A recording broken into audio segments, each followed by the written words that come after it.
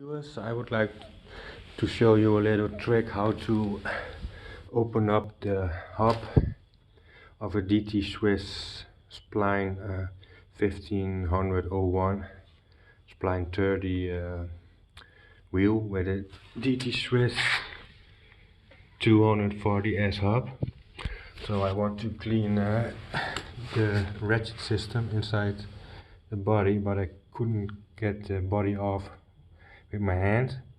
So therefore I used a little trick. This is I put one cock on the body, on a two, the 11th tooth and the 13th tooth, then locked in the lock ring.